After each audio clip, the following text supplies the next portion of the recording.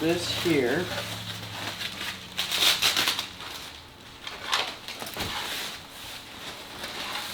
That is beauty. Sheesh! Look at that. Okay, it is time for the install of this guy. This should be fairly straightforward. Should fit pretty OEM. The only thing I'm actually personally scared for is the wiring. Now I've heard it's not supposed to be too bad. I'm not going to actually solder anything. I'm going to splice it. Never spliced the wire before, so, you know, I just hope that this actually works out. Because, I mean, I got a Rainlight diffuser for a reason. I'm not just going to not do it. This time I really shouldn't even need a lift, or jack stands I should say, because I think I do have enough room, but, well, I guess let's get started, right? And this is a comparison from the stock diffuser to the new carbon fiber with the Rainlight diffuser. The diffuser is held onto the rear bumper by two 8mm screws, both on the passenger and driver side, and then three T20 screws in the middle. And believe it or not, you don't have to disconnect the car battery in order to implement the Rainlight carbon fiber diffuser. But I still did it here anyways because I like to create more work for myself. So ignore the fact of any time in this video where I say disconnect the battery. It's going to make more work for you.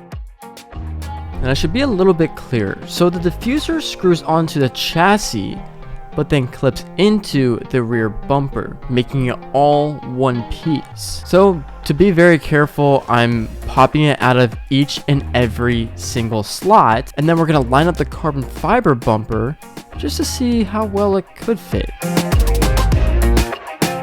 Well, if you're ever gonna do a rear bumper on an F30, F32, or F36, just know that it is stupid easy. 4 total 8mm screws, and then 3 T20 screws pulling it up in the middle, and then that is it. So this guy has a rain light on it, basically meaning a brake light, fancy brake light. I'm gonna try and prop you guys up as best as possible here, but from what my understanding is, we have to get into the brake light here. So we're just gonna pop these little tabs off. There's 3 of them. They're just plastic. Same thing with if you're about to change out the taillights. They're plastic. The BMW plastic's pretty cheap. Pull this guy off, and really should be fairly easy, I hope. It's always best to dry fit things, especially if you know you're gonna use some 3M tape. I think it should work. It looks like it'll fit. Now going into this, I knew my exhaust was gonna have to be readjusted at a different angle, I mean. And I'm very much right on that, because as you can clearly see, it's hitting the passenger side tailpipe. It's even worse on the driver's side.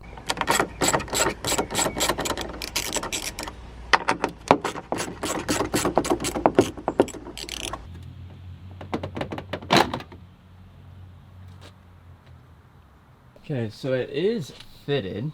Some things that I'm noticing about this is that the fitment is almost perfect, and it looks really good. The exhaust on this side just needs to be adjusted now, as you can see, but other than that, it looks fabulous. I don't understand the 3M tape though. Now, the little cord that allows the rain light to actually turn on is very thin and small, and you want to avoid anything that's going to be super hot to it. So what I'm doing is putting it behind this white plastic part, because there's a whole bunch of empty space back there, and then fishing it all the way out through the chassis into the taillight.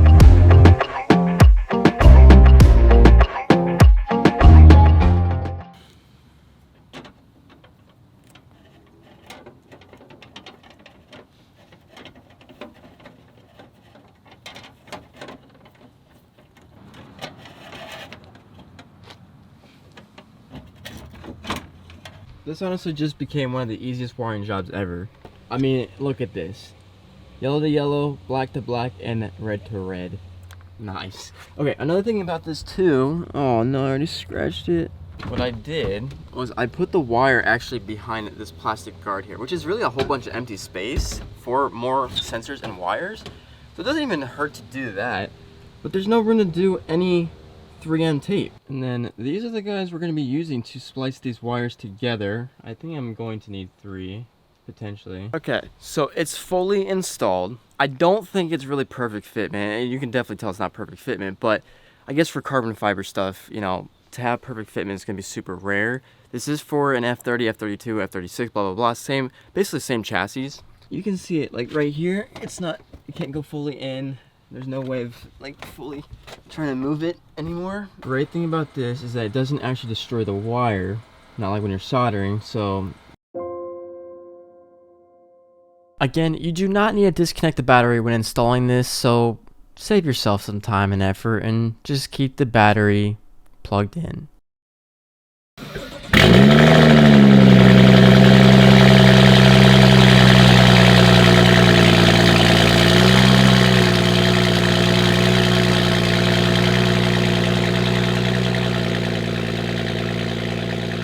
Even though this car sounds really good, this is where the start of the not only mistakes, but learning curves start to come into play. That is so unfortunate. Nothing. It didn't even come on, which means the splice probably did not work.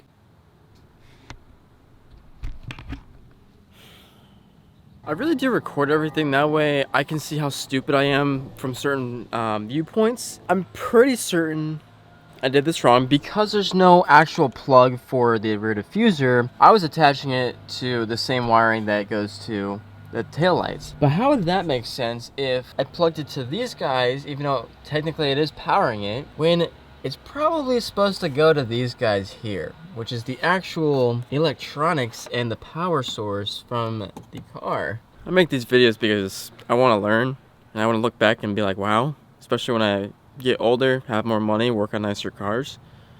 But this is embarrassing. Again, the whole reason why I'm vlogging this experience is because I want you guys to understand this. I know there's videos about this that are way shorter and way more simple, but I'm giving my overall experience.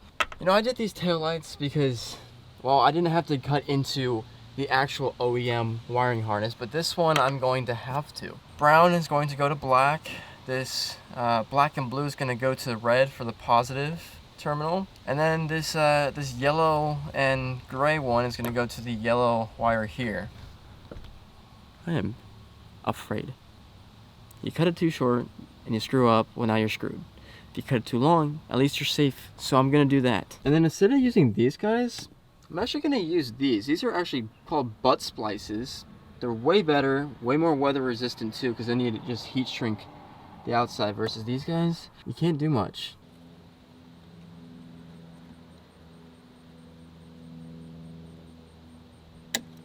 And there we go. I have cut the OEM wiring harness to the taillights, so there's no going back to this, so I'm being very careful, taking my time, and luckily the weather's pretty nice as it's warming up, and I'm doing this at 9 o'clock in the morning. Now, I've never used a butt splice before, so I was just really making sure that everything was absolutely perfect. And yes, unfortunately I did mess up one time, but I was lucky enough to be able to redo it.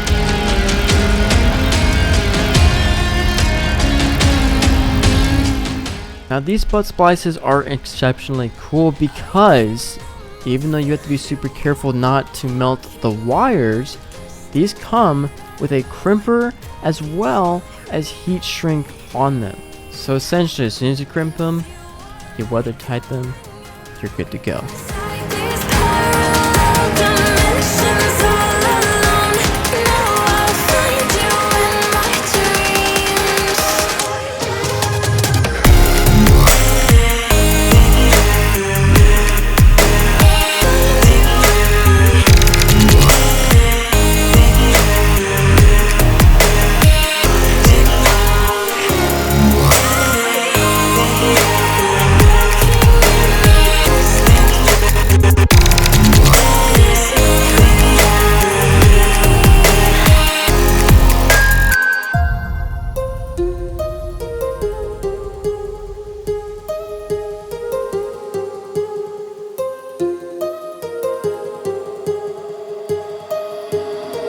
My heart rages around like an ocean in my head.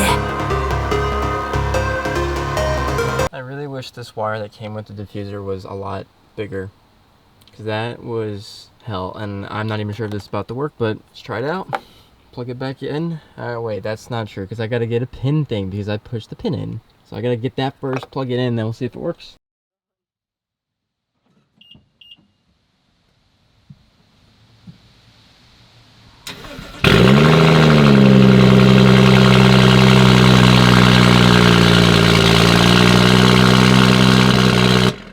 good part about this thing is that it works. I kind of wish when you hit the brakes it flashed just like when it turns on. But you know what? Beggars can't be choosers, and it's on there. It's a light that's on there. I think it looks cool. It adds some pizzazz to it, but the overall quality of this diffuser is not getting me squared up here, because this guy even's not really even. So the rear diffuser is fully on. It doesn't fit as well as I'd love it to, but I think there are things to adjust to it, just like the exhaust, because as you can see, this is pretty much how the exhaust is supposed to be, and that's how this side's lining up. And this one I can adjust by itself. This one I have to adjust the entire exhaust system. But I haven't 3N this guy yet, and it's not gonna fall off because there's screws holding it up, but I just don't love how it's fitting here, and especially over there. And of course, with my luck, since there's 3, I think it was T20 screws and then 4 8mm screws, one of the T20 screws is not able to be screwed in because the hole for where this guy lines up to, it just doesn't fit that way. But other than that, I mean, it's on there. I can drive with it on. I think it looks really good. Like, heck yeah. Hey, can you, I'm gonna drive my car out a little bit, but then could you step on the brake, because I just want to see how this looks. Okay, you're good. Go.